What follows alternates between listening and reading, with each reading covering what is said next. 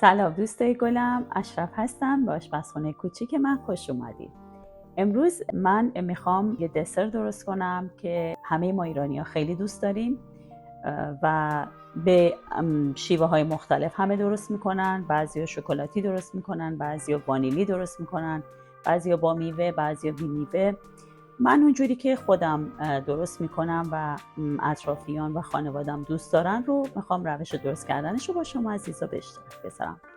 برای درست کردن رولت، این رولتی که من میخوام درست بکنم بسته به اینکه شما چقدر شیرینی دوست داشته باشید میتونه بین 8 تا 10 نفر رو سرو بکنه. اگر یه ذره دوستانه تر بخوریمش میتونیم تا 12-14 نفرم با هم بخوریم. اگر نه که 8 نفر راحت میتونن به تیکه های بزرگ داشته باشن و لذتشو ببرن. برای درست کردن رولت 150 گرم آرد لازم داریم، به همون میزان 150 گرم شکر و به خاطر این من توی این کاسه بزرگ ریختم که بعداً همه مواد باید توی این هم بخوره و بره برای پختن. و 5 تا تخم مرغ لازم داریم. برای داخل رولت ما دوست داریم گردو بریزیم. شما هر آجیلی که دوست داشته باشیم میتونیم بریزیم یا اصلا آجیل نریزید، یا برای روش تزیینش و برای باز دوباره داخلش و یا تزیین روش من دوست دارم که توت فرنگی و موز استفاده کنم. خامش رو هم خواستم بگم من از این هیوی ویپینگ کریم استفاده می کنم. این برای اون رولت که اندازه که ما میخوایم درست کنیم کلش کافیه، شاید یکم اضافه هم بیاد. من اینو گفتم برندش رو نشون بدم ببینید که اصلا چیز عجیب غریبی نیست. اینو من میزنمش و البته یکم بهش پودر ژلو هم اضافه میکنم اندازه 2 قاشق غذاخوری که بهتون حتما نشون میدم. و یادتون نره گلاب اصلا بدون گلاب غیر ممکنه. خیلی ها وانیل میزنن، یعنی عصاره وانیل میزنن. من دوست ندارم و نمیزنم. و برای شیرین شدن خامتون شما احتیاج به پودر قند دارین که بهش میگن confectionery sugar. راحت میتونین توی همون آیلی که بعد کیک و اینا هستش، پودر کیک و اینا هستش، اونجا پیداش کنید. برای شیرین شدن خامه من به اندازه 1 کاپ کامل، یعنی 2 تا از این 1/2 کاپ هست، من 2 تا از این میزنم. بعد میچشم، اگر لازم باشه بیشتر شیرین بشه شیرین ترش میکنم، باز یه ذره قاشق غذاخوری بهش اضافه میکنم. اگر کمتر میخواین، شما کم شیرین تر دوست دارین، میتونین کمتر بزنین. اون قسمت چون خودتون اضافه میکنید این شیرینی رو، میتونید به طبع و سلیقه خودتون که چقدر شیرین دوست دارید شیرینش کنید. بریم که شروع کنم. که آرد رو من همون آرد آل پرپس هستش، یعنی شما این آردی هستش که برای همه کار میتونید استفاده کنید و من این رو بهترین آرد دیدم برای رولت. حالا شروع میکنیم. تخم مرغا رو میشکنیم. همونجور که گفتم زرده ها میره پیش شکر برای اینکه باید کاملا زده بشه، سفید سوا زده بشه، چون زمانی که باید زده بشن متفاوت هست تا اون حالتی که ما میخوایم به دست بیاد.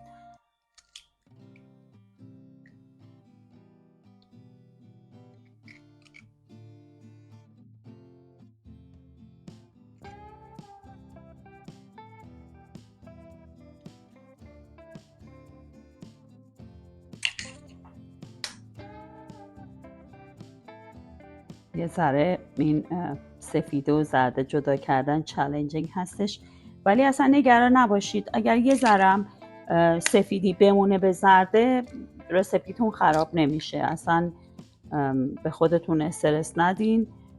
میگم من توی دسرا واقعا این رولت رو به نظرم یکی از راحت ترین دسراست که میشه درست کرد.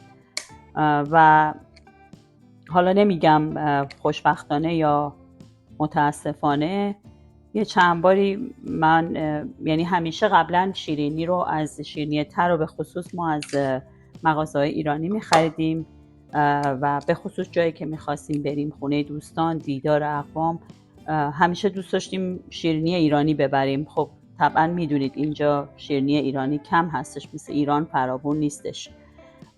برای همین چند بار متاسفانه ناامید شدم از اینکه شیرینی که بردم خیلی مونده بود، بوی نان میداد و همین بیشتر منو ترغیب کرد به اینکه یاد بگیرم چجوری درست کنم. زرده ها و شکر رو با هم قاطی کردم. اینو باید انقدر بزنید تا رنگش کرم روشن بشه و 1/4 استکان لازم باشه که آب جوش هم بهش اضافه کنید، ولی اول بزنید. یک کم که از زدن گذشت، یه ذره شروع کرد تغییر رنگ دادن، میتونید این آب جوش رو هم بهش اضافه کنید.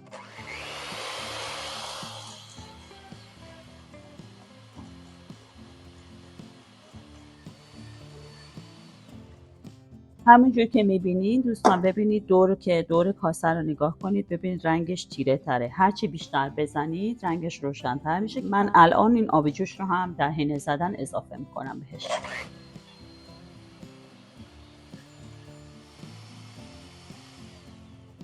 من فکر میکنم در کل شما باید در حدود 5 دقیقه با سرعت متوسط یا بالا این زرده و سفیده رو سوا بزنید.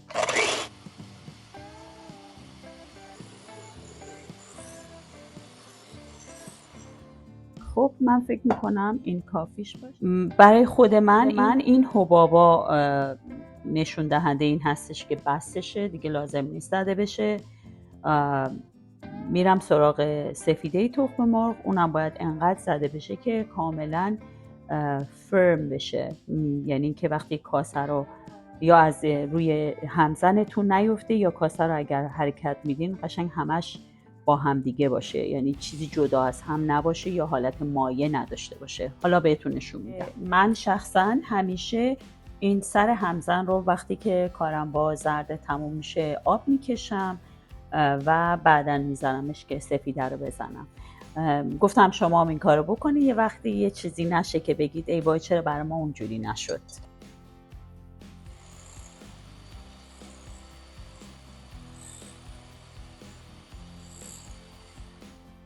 همونجور که میبینید این داره کف میکنه و دست آخر باید انقدر زده بشه که همش اصلا به صورت این کف صابون در بیاد. بعد میخوام بهتون نشون بدم که ببینید به چه حالتی داره در میاد. هنوز یکم دیگه من باید بزنم، امیدوارم که بتونم نشونش بدم. هنوز باید بزنم، میبینید هنوز یه ذره شله. یکم دیگه بزنم تا به اون حالتی که میخوایم در بیاد. خب دوستان همینجور که میبینید خیلی بهتر شد، سفت‌تر شد. این هرچی بیشتر و خوب زده بشه قسمت اسفنجی کیکتون، رولتتون خیلی پفی میشه، خیلی پفکی میشه، خیلی همچین مثل بالش میشه، خیلی خوب میشه. یکم دیگه میزنم، بعد دیگه میریم توی مرحله این که با آرد و زرده قاطیش بکنیم. دوستان عزیز ببینید این دیگه رونده نیستش. وقتی که رونده نیستش یعنی اینکه کامل زده شده به اندازه کافی. بریم که با هم دیگه قاطیشون کنیم. خب حالا ما دوتاشون رو با هم دیگه قاطی میکنیم و اینجا فقط با چیزی که دست من هست به حالت چرخشی میزنیم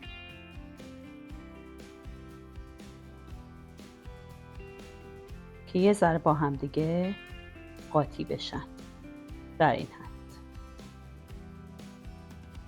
حالا آردو باید در 2 یا 3 مرحله بهش قاطی بکنیم.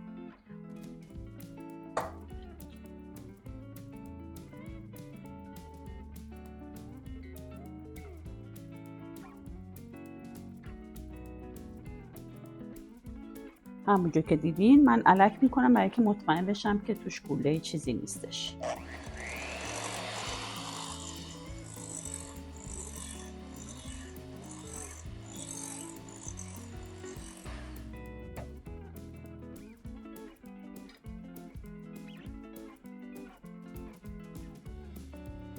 البته من این الکم یه ذره سوراخاش خیلی کوچولو هستش، یه ذره بیشتر تایم میگیره، وقت میگیره که اینو چسش بکنم. ببینید من این گلوله ها رو دیگه واقعا صرف نظر میکنم، اینا نمیخوام توش باشه.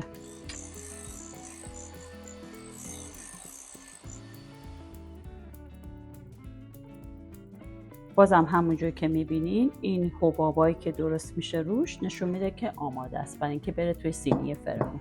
من یه ذره این براش رو با همون روغنی که غذا درست میکنیم یه ذره چربش کردم و میمالم این دور و بر سینی. البته شاید لازمم نباشه، فقط برای اینکه مطمئن بشم همه چی طبق روال پیش میره این کارو میکنم. بعدش این ورقه های روغنی رو من پیشنهادم اینه که قبل از اینکه بذارینش توی سینی، چون وای نمیسه نمیخوابه اگر ما همینجوری بذاریم، همینجوری میخواد وایسته بالا. برای همین من ترجیح میدم اینو خیسش بکنم، مچالش بکنم که قشنگ وقتی آب گرفت بعد پهنش کنم که قشنگ شکل قالب رو بگیره. من اینو قشنگ زیر آب گرفتم، همه جاش خیس شد، فشار دادم، آبشم رفت. حالا راحت میتونم بخوابونمش توی سینی که قشنگ ببینید اینجاها وایسه. در اون صورت اگه خشک بذاریمش وای نمیسه و یه وقتایی هم توی فر شروع میکنه آتیش گرفتن. برای خود من پیش اومده. شما میتونید اگر دوست دارید دورش و کاغذش رو قیچی کنید، اگرم نه بذارید باشه، واقعا هیچ فرقی در کل کار نمیکنه. من همون براش روغنیه رو یک بار دیگه فقط میکشم توش که مطمئن بشم چسبیده به ته سینی فر. من واقعا دوست دارم تمام کاری که میکنم رو بهتون بگم که یه وقت خدای نکرده درست نکنید اونجوری نشه که مثل مال من میشه. بعدش در ضمن امیدوارم یادتون مونده باشه که فرتون رو روشن کرده باشین، چون این باید بره توی فر 350 و فکر میکنم 10 دقیقه نباید بیشتر لازم باشه برای پختش. بازم باید نگاش بکنید. من بهتون میگم که من کی خودم متوجه میشم آماده است پخته.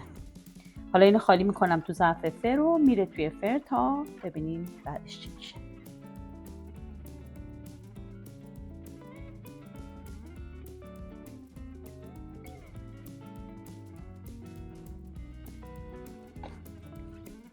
وقتی که جابجاش میکنیم از این کاسه به سینی فر، من روشی که خودم استفاده میکنم این هستش که اینو شروع میکنم سینی رو این ور اون برش میکنم تا مطمئن بشم که این به همه گوشه ها میره و تمام سطح به قولی یک سطح هستش. تمام کیک یک سطح داره، یه جا نازک نیست یه جا کلفت.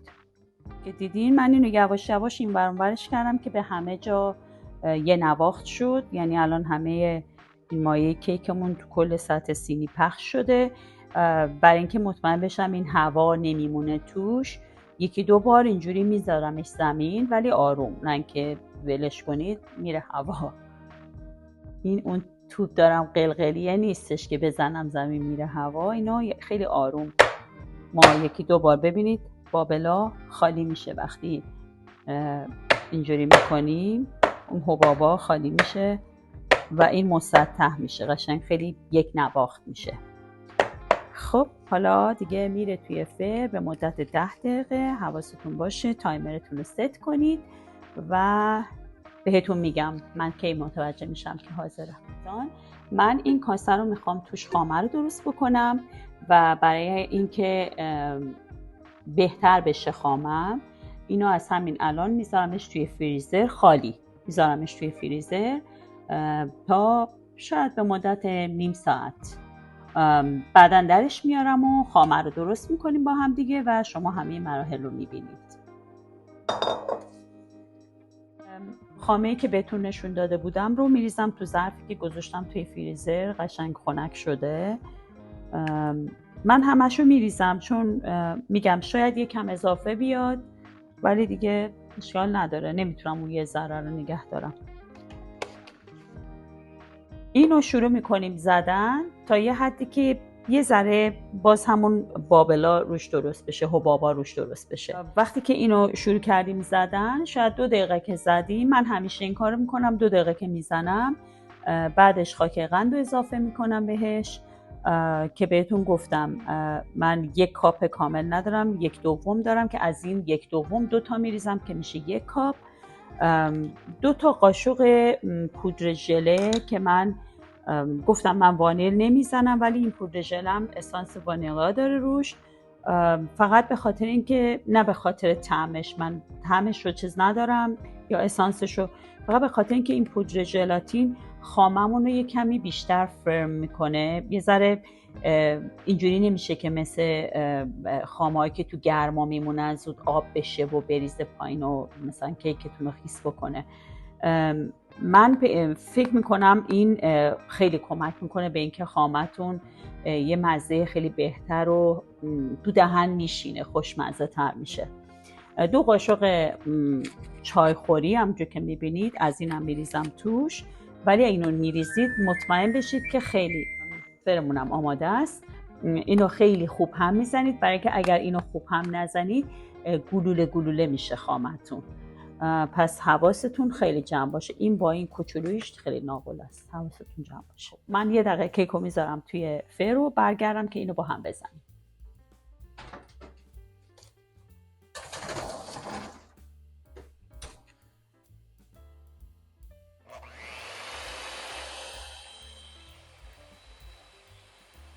شما توی این قسمت میتونید گلابتون رو به مقدار دلخواه خودتون اضافه کنید.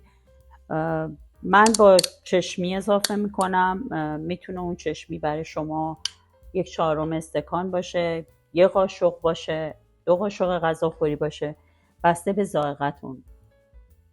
تو خانواده من گلاب رو دوست داریم، ولی خب هستن از عزیزانی که از نزدیکان من هستن گلاب رو دوست ندارن. شما ببینید خودتون چی دوست دارید. و من وقتی که خامه رو میچشم برای اینکه شیرینیش رو ببینم کافی باشه، به گلابش هم توجه میکنم، اگه کم باشه باز اضافه میکنم. در این مرحله میتونیم خاک قند یا پودر قند یا کانفکشنری شوگر، هرچی که اسمش هست رو، هرچی که دوست دارین صداش کنید رو بهش اضافه کنید. که من پودر ژلمو با پودر ژلو رو باز یه دونه صافی کوچولو میریزم، فقط مطمئن بشم چیز تیکه بزرگ نمیره توش که حل نشه.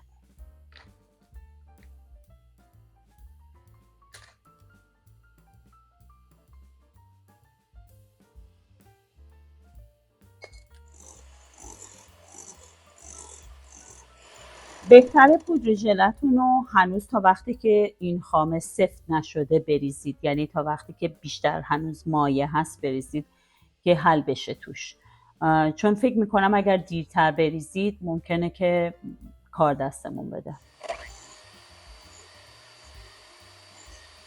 من الان خاک قندم بهش اضافه میکنم، همونجور که گفتم اول یه دونه پر میریزم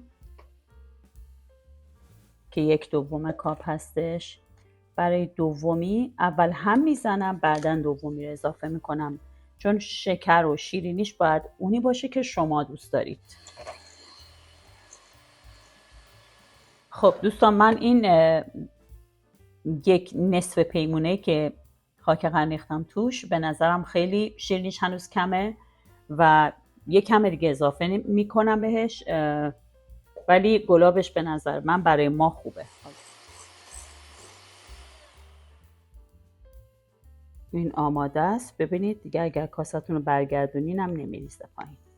روشو میپوشونم با سلفون، میذارم توی یخچال تا کیکش هم حاضر بشه. و خب دوستای عزیزم، اینا دیگه بسشه.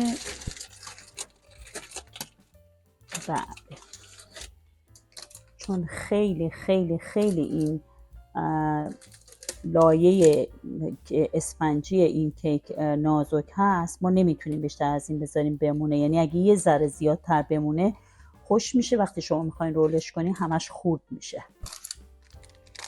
ببینید این آماده است. حالا باید با یه پارچه روشو بپوشونیم، ولی من اینو میذارم به خاطر اینکه داغ هستش، پارچه میچسبه بهش و موقع جدا شدن نصف کیک هم میچسبه به پارچه، ولی روی این روغنیه نمیچسبه.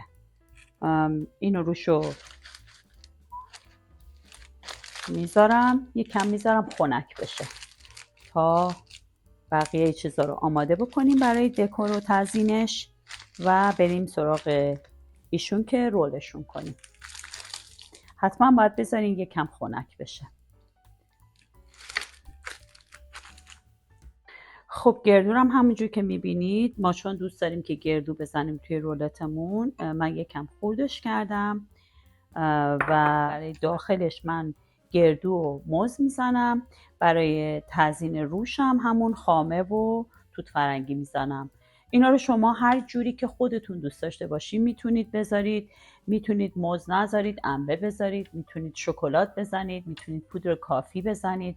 هر کس طبق ذائقه و سلیقه خودش و خانوادهش هر جوری که دوست دارن درست میکنه. این خنک شده نسبتا، من برش میگردونم کامل که از توی سینی فرمون در بیاد که بتونیم رولش کنیم.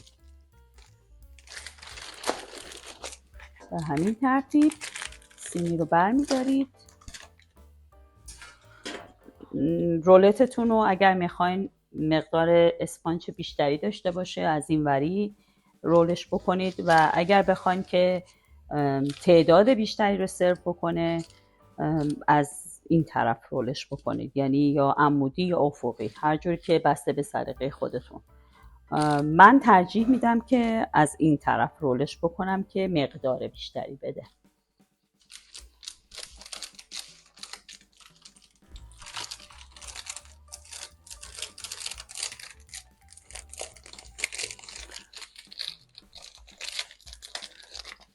دوستان خواستم بهتون بگم بدونید که یک کوچولو این لبه هاش خشک میشه، هر کاری بکنید خشک میشه دیگه. باید بذارید اونو برای بریدن و اون یه تیکه رو صرف نظر کنید ازش، ولی در کل نباید خیلی خشک باشه. حالا همینجور که میبینید برای من اصلا خشک نشده، ولی یه وقتایی پیش میاد اینجاهاش خیلی خشک میشه که بهتون بگم ناامید نشید. میتونید این قسمت رو ببرید، یه ذره کوچیک‌تر میشه رولتتون. حالا ما با هم دیگه اینو رولش میکنیم به همین ترتیب، چون تا گرم باید رول بشه. اگر بذارید خیلی خنک بشه خشک میشه و میشکنه. همینجوری یه ساندویچ خوشگل درستش میکنیم، میذاریم یه گوشه که این حالت بگیره تا بعداً دوباره بازش میکنیم و خامه و میوه هایی که میخوایم با آجیلمون رو میذاریم داخلش، دوباره رول میکنیم. من فقط میخوام بهتون بگم که هیچ قانونی نوشته نشده به اینکه شما کیکتون و یا دسرتون یا غذاتون رو به چه ترتیبی تزیینش کنید. هر کس هر جوری که دوست داره، هر کسی به سلیقه خودش، هر کسی به مدلی که خودش دوست داره این کارو میکنه. برای همین من بعضی اوقات توت فرنگی میذارم، بعضی اوقات توت سیاه میذارم، بعضی اوقات یه توت‌های دیگه هست بهش میگن رزبری، اونا رو میذارم. و اصلا واقعا برام این که کدوم یکیش باشه چیز نیست، چون ما همش رو دوست داریم و من بیشتر اون قسمتی از کیک درست کردن رو بیشتر از همه قسمتاش دوست دارم اینه که وقتی عزیزان میخورن انقدر تعریف میکنن، انقدر همه لذت میبرن، اون قسمتش بر من از همه قسمتاش لذت بخشتره. و اینکه جالب اینجاست که میپرسن از کجا خریدین و من همچین میگم خودم درست کردم. اون قسمتشو من خیلی دوست دارم. میگم امیدوارم شما هم درست کنید. خیلی دسر ساده‌ای هستش، همونجوری که دیدید مراحلشو. اگر سوالی دارید میتونید باز بذارید برای من، حتما جوابتون رو میدم. هم این و حالا بعداً انشالله شیرینی ناپلئونی رو بهتون نشون میدم که ما چه جوری درست میکنیم. اونم خیلی ساده است. البته اونو اینجا خمیرشو من آماده میگیرم. ولی میگم خوبی شیرینی درست کردن به اینه که شما شیرینیشو خودتون تنظیم میکنید. متاسفانه اینجا شیرینی ها خیلی خامه های بسیار شیرینی داره که اصلا به نظر من آدم میخوره چشمش از کار میفته. خوبیش اینه که خودتون میتونین تعیین کنی که چقدر میخواین شیرین باشه. قانون ولی هستش که چیزی رو خورد میکنید بخورید. این قانون یه جا نوشته شده. خب من به این ترتیب اینا رو خورد کردم تا جناب کیک تشریف بیارن بهتون نشون بدم چجوری باید بره داخلش. حالا این به اندازه کافی سرد شده.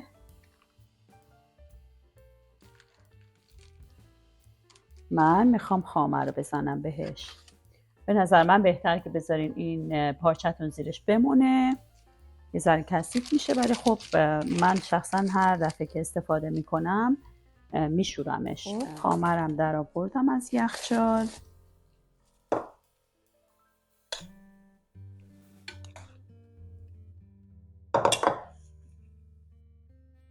با این شروع میکنیم پخشش میکنیم خامه رو.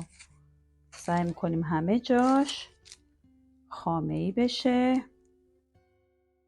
وقتی از بیرون میخره خب قاعدتا زیاد حق انتخاب نداره، چیزی که هست رو باید بگیره، ولی وقتی آدم خودش درست میکنه به نظر من با همه چیزش میتونه خودش تصمیم بگیره که چجوری باید باشه. دیگه به قولی رولت و خامش. و یکی از چیزهایی که واقعا ما رو اینجا نگه میداره که بتونیم به قولی انرژی بگیریم و زندگی رو ادامه بدیم، داشتن دوستای نازنینه که من از همینجا به همشون میگم خیلی دوستتون دارم. مثلا من این رولت رو چون خودمون میخوایم بخوریم من دیگه دستکش دست نکردم. جایی بردن من دستکش دست میکنم، ولی اینا قرار شده که من و آقای شوهر میل کنیم. این قانونه بوده، باید بخورین خودتون. خب اینجا من یکم از گردو رو برای روشم نگه میدارم. خب حالا اینو شروع میکنیم رولش میکنیم دوباره، که اینجا شما ممکنه به یه دسته سوم و چهارم احتیاج داشته باشید، ولی من سعی میکنم که خودم بپیچونمش.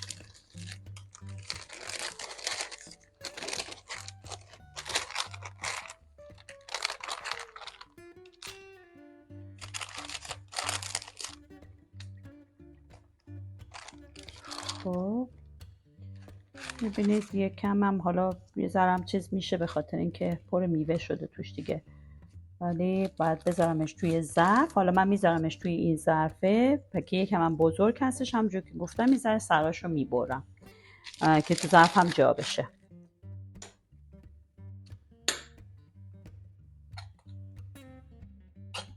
من یه ذره از خامه زیر رولت هم میزنم و بعد رولت رو منتقلش میکنم توی این یکی ظرفه.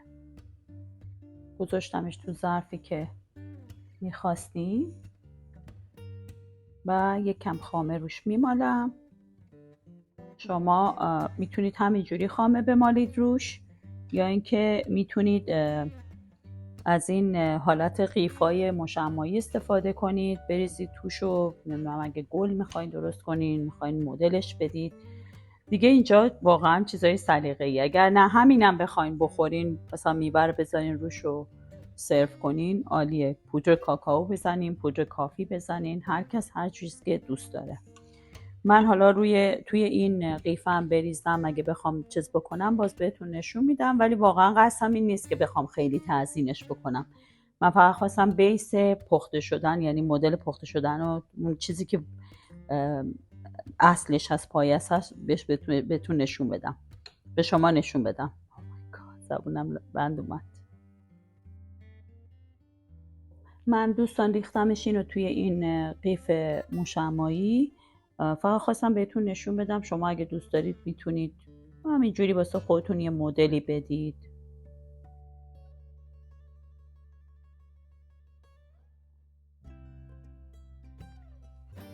به این ترتیب.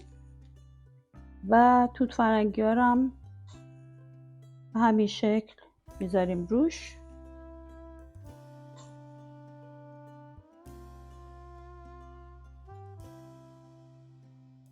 کم از این گردوم هم همیشه نگه میدارم برای اینکه دوست دارم روشم گردو باشه که اگر کسی خدای نکرده به آجیل حساسیت داره بدونه که این قابل خوردن نیست براشون، یعنی نمیتونن بخورنش و این براش یه هشداری باشه. چون معمولا توی مهمونی‌ها شلوغ پلوغ میشه، آدما یا میزبان فرصت نداره یا اصلا شانسشو نمیگیره که بخواد توضیح بده به یکی که اگر شما آلرژی دارین این کیک توش مثلا گردو هستش. با دیدن این گردو روش متوجه میشن که آدمایی که آلرژی دارن این براشون خوب نیست. رولتمون باید حالا باش یه چایی هم بخوریم ببینیم که چه مزه‌ای شده. من یک کم از این رولتمون میبرم و میخورم. اینجاست که باید بگیم امشب ببره من است آن مایه ناز، یارب تو کلی ده صبح در چاه انداز. ای روشنی صبح به مشرق برگرد، ای ظلمت شب من بیچاره بساز. بفرمایید من بخورم بهتون بگم چه مزه‌ایه که انشالله شما هم درست کنید و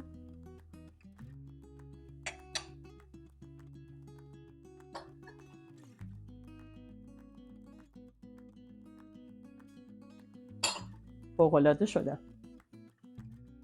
دوستان عزیزم درست کنید، حالشو ببرید، به پیج منم سر بزنید.